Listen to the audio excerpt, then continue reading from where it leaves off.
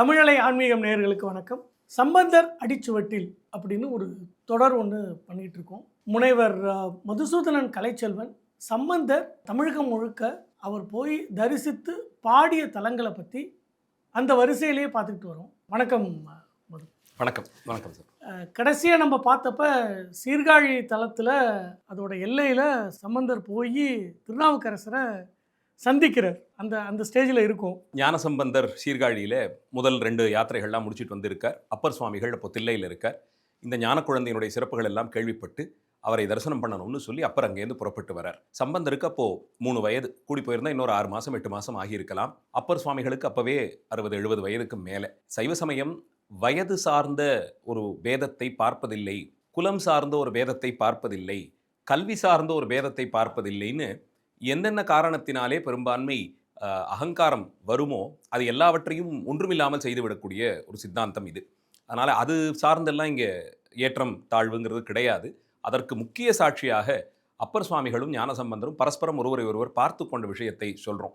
அந்த விதத்தில் சம்பந்தரை தரிசனம் செய்கிறதுக்காக அப்பர் சுவாமிகள் நடராஜ பெருமானிடத்தே இருந்து உத்தரவு பெற்றுக்கொண்டு தில்லையை விட்டு நீங்கி கொள்ளிடத்தை கடந்து சீர்காழி திருத்தலத்தை அடைகிறார். அப்பர் சுவாமிகள் வரக்கூடிய செய்தி கேட்டு ஞானசம்பந்தர் எப்படி அப்பருடைய சம்பந்தருடைய பெருமைகள் எல்லாம் அப்பருக்கு தெரிஞ்சதோ அதே மாதிரி கடலில் கல்லில் கட்டி இட்ட போதும் மிதந்த சிறப்பு, இவர் சமன் சமயத்திலிருந்து மீண்டு இப்போது உழவாரம் செய்யக்கூடிய சிறப்பு, தலங்கள் தோறும் போய் பதிகம் பாடக்கூடிய சிறப்பெல்லாம் அப்பர் சுவாமிகளை பற்றி இவரும் கேள்விப்பட்டிருந்ததுனாலே அவரை தரிசிக்கணும்னு சொல்லி புறப்பட்டு வந்து இருவரும் ஒருவர் பரஸ்பரம் தரிசித்துக் கொள்ளக்கூடிய ஒரு காட்சி.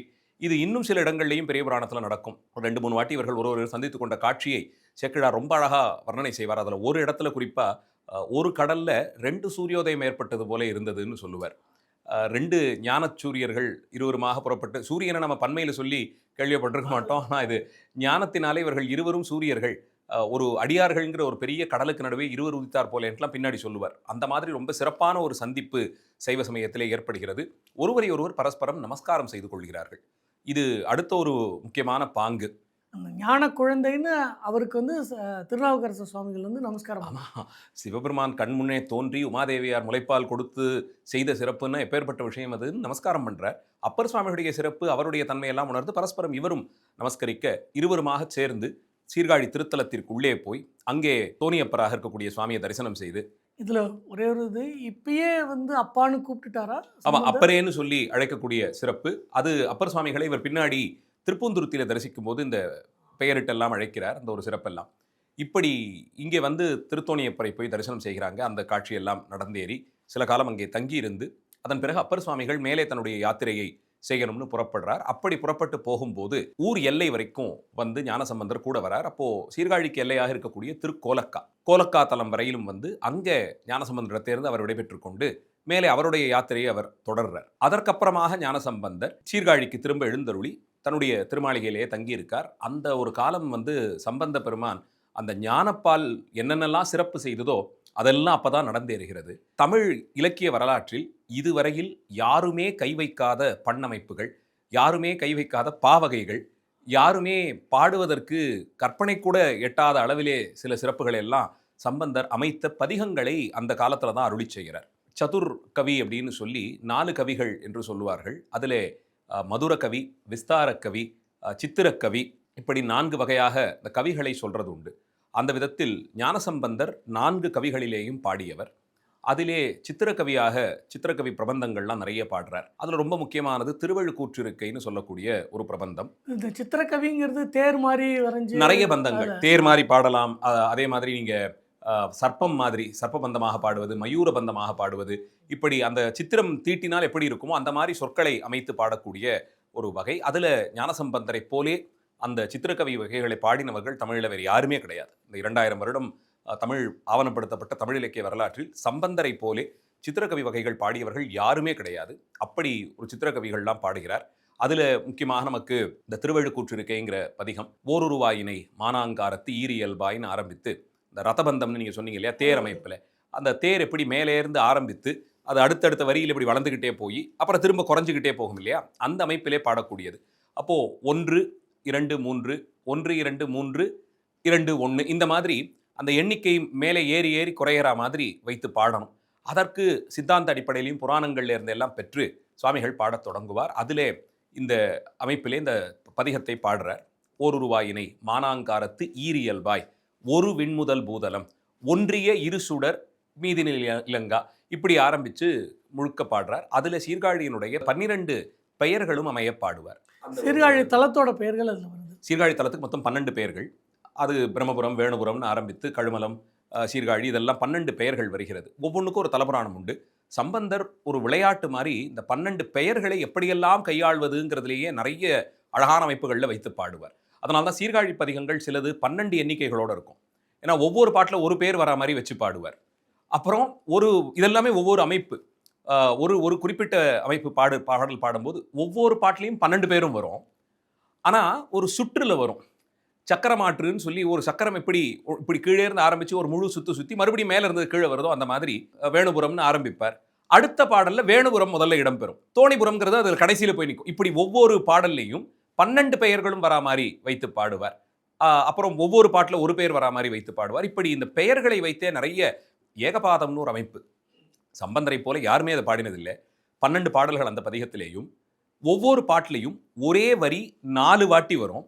ஆனால் 4 இடத்துலையும் வெவ்வேறு பொருள் தரும். இப்போது முதல் பாடல் எடுத்துக்கிட்டிங்கன்னா பிரம்மபுரம்ங்கிறது சீர்காழியினுடைய முதல் திருநாமம். பிரம்மன் பூஜித்ததால் பிரம்மபுரம். அதை வரியாக எடுத்துப்பார். பிரம்மபுரத்துறை பெம்மான் எம்மான் இப்படி தான் ஆரம்பிக்கும் பாடல். இது முதல் வரி. பிரம்மபுரத்துறை பெம்மான் எம்மான். 2வது வரி பிரம்மபுரத்துறை பெம்மான் எம்மான். 3வது வரி பிரம்மபுரத்துறை பெம்மான் எம்மான். 4வது வரியும் பிரம்மபுரத்துறை பெம்மான் எம்மான். இவ்வளவுதான். 4 டிஃபரெண்ட் மீனிங். 4 இடத்துலையும் அந்த வரி வெவ்வேறு பொருள்ல வரணும். இப்படியெல்லாம் சித்திரகவிகள் பாடுறார். கோமூத்ரின்னு ஒன்று. அதில் இந்த பசுமாடு கோஜலம் கழிக்கும் போது வீதியில் போகும்போது அப்படி மேலேருந்து ஆரம்பித்து இப்படின்னு வரும் இல்லையா, அந்த மாதிரி ஒரு ஜிக்ஸாக் பேட்டர்னில் வச்சு பாடுறது. சக்கரமாற்று, யமகத்தில் பாடுறது. இப்படியாக இந்த ரொம்ப பிரபலமாக மாலை மாற்று, யாமாமானி யாமாமான்லாம் சொல்லி இந்த பாலிண்ட்ரோம் தமிழில் வைத்து ஒரு 11 பாடல்கள் வைத்து பாடினதுன்னு எத்தனை முடியுமோ அந்த ஞானப்பால் செய்த வேலையெல்லாம் அப்போதுதான் சீர்காழியில் நமக்கு துல்லியமாகவே இன்னும் தெரியும் அளவில் 4 வயசுல இதெல்லாம் இத்தனை அமைப்புகளில் வைத்து பாடி சித்திரகவிகளாக வரக்கூடிய பல்வேறு பதிகங்களை அந்த காலத்தில் தான் அவர் அருளி செய்கிறார். அவர் பாடிய அத்தனை பாடல்களுக்கும் யாழ்ப்பாணர் உடனிருந்து யாழ் மீட்டுகிறார். அவர் சேர்ந்தவர் இவர் கூடயே தான் இருக்கார். அவருடையவே தான் இருக்கார். அப்ப கடைசி காட்சி வரைக்கும் தான் இருக்கார். அவர் அங்கேயே தான் இருக்கார். சம்பந்தரோடவே தான் இருக்கார். சம்பந்தர் இன்னும் அவருக்கு பல இடங்கள்ல இவ்வளவு சிறப்புகள் செய்கிறாருங்கிறதெல்லாம் பின்னாடி வரலாறு வரும். அப்படி அவருக்கு ஒரு முக்கியத்துவம் கொடுத்து கூடவே இருந்து அவர் யாழ் மீட்டுவது இதெல்லாம் நடக்க, அதன் பிறகு சம்பந்தர் அடுத்த தலையாத்திரைக்கு புறப்படுறார். அடுத்த ஒரு தலையாத்திரை செய்யணும்னு புறப்படுறார். அந்த யாத்திரைக்கு அடியார் புடைசூழ புறப்படுறார். தந்தையாரும் உடன் வரேன்னு சொல்றார். சரின்னு அவரையும் கூட்டிக் கொண்டே அந்த யாத்திரை தொடங்குறார். அது சீர்காழியிலிருந்து காவேரி கரையோரமாக மறுபடியும் வடகரை தலங்கள். ஆனால் இந்த முறை மேற்கு நோக்கி புறப்பட்டு ரொம்ப தூரத்திற்கு இவங்க பிரயாணப்பட்டு போறாங்க. நீளமான ஒரு யாத்திரையாக மேற்கு திசையிலே நடக்க பார்க்கிறோம். அந்த யாத்திரையிலே அவர்கள் சென்ற தலங்களினுடைய வரிசைன்னு எடுத்துக்கிட்டோம்னா, சீர்காழியிலிருந்து வெளியே முதல்ல வைத்தீஸ்வரன் கோவில், புள்ளிருக்கு வேளூர் அப்படிங்கிற பேர். அந்த தலம் பவரோக வைத்தியநாதர்னு சுவாமி பிறப்புங்கிற அந்த நோய்க்கு மருந்து தரக்கூடியவர். நாம் மீதி மருந்தெல்லாம் வைத்தியசாஸ்திரம் நல்லா படித்தவங்க திருவருள் துணையினாலே ஏதோ நமக்கு ஒரு வைத்தியம் பண்ணலாம். பிறப்புங்கிற நோய்க்கு, மறுபடியும் பிறப்புங்கிற அந்த நோய் இருக்கே, அதை விடாமல் துரத்தக்கூடிய நோய். அந்த நோய்க்கு மருந்து தருவதற்கு வேறு யாராலையும் முடியாது இவரை தவிர.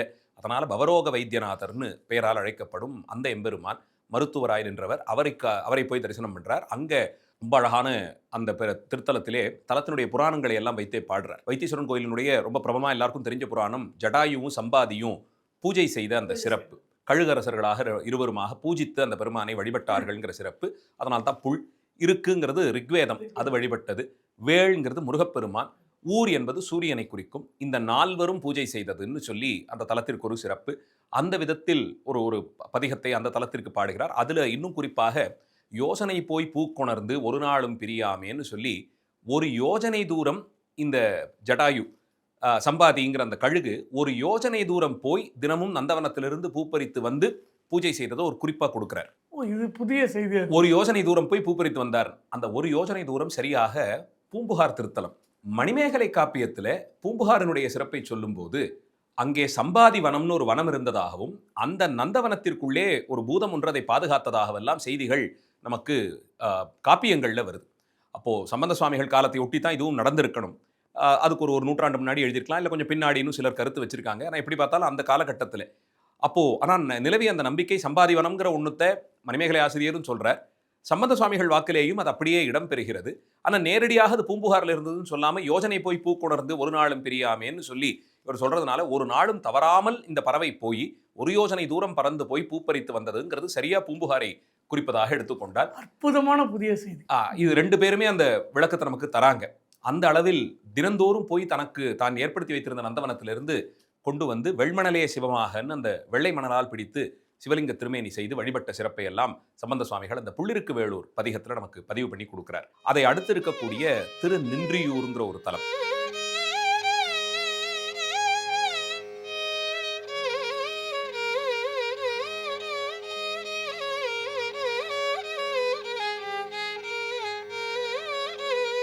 இன்னைக்கும் வைத்தீஸ்வரன் கோயிலேருந்து மாயவரம் போற வழியில வரும். அந்த திருநின்றியூர் தலத்துல நமக்கு அம்பாள் மகாலட்சுமி வந்து சுவாமியை பூஜை பண்ணினார். திரு அவள் நித்தியமும் இருக்கக்கூடியதாக சொல்லுவதனாலே மகாலட்சுமி பூஜித்த தலம் திருநின்றியூருங்கிற திருத்தலம்.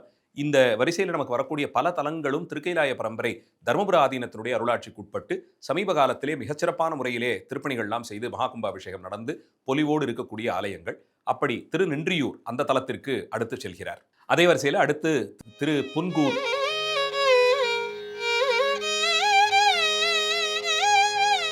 இந்த தலத்தலாமும் தரிசனம் பண்றார். திருப்புன்கூர் ரொம்ப பிரசித்தமான தலம். சிவலோகநாதர் சுவாமி நந்தனாருக்காக திருநாளை போவாருக்காக நந்தி விலகி காட்சி கொடுத்த அற்புத திருத்தலம். ரொம்ப ஆச்சாரியர்கள்லாம் நிறைய மண்டி இருந்த திருத்தலம். சுந்தரமூர்த்தி சுவாமிகள் வாழ்க்கையிலே பெரிய அற்புதங்கள்லாம் நிகழ்த்தி காட்டிய தலம்னு நிறைய சிறப்புகளோடு இருக்கக்கூடிய திருத்தலம். அந்த திருத்தலத்தை பாடுகிறார். அதே வரிசையில் உங்களுக்கு அடுத்து திருக்கோடிக்கா,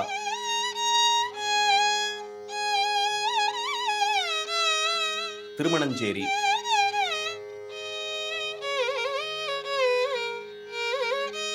அன்னியூர்,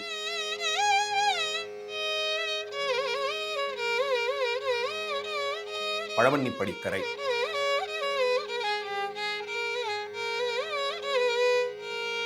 இந்த மாதிரியான தலங்கள்லாம் வரிசையா தரிசனம் பண்றார். கோடிக்கா அது ரொம்ப அழகான செம்பியன் மாதேவியார் திருப்பணி செய்த கோயில். ரொம்ப அழகான கோயில். கோடிக்காவல் ஒரு கோடி மந்திரங்கள்லாம் அங்கே ஜபித்ததுன்னு நிறைய புராணங்கள்லாம் உண்டு. அந்த கோடிக்கா பெருமானை பாடுறார். இப்படி பல தலங்களையும் தரிசனம் செய்து கொண்டு அந்த வடகரையாகவே சுவாமிகள் எழுந்தருளுகிறார். அதே வரிசையில் நமக்கு திருமங்கலக்குடி,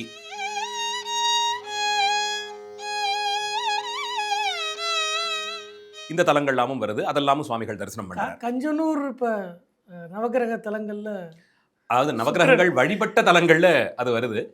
சுக்கிரன் அசுரகிரமா குருவாக இருக்கக்கூடிய சுக்கிர கிரகம் சிவபெருமானே அங்கே வழிபட்டிருக்கார். இன்னைக்கும் வழிபாட்டில் இருப்பது சந்திரசேகரமூர்த்தி தான்.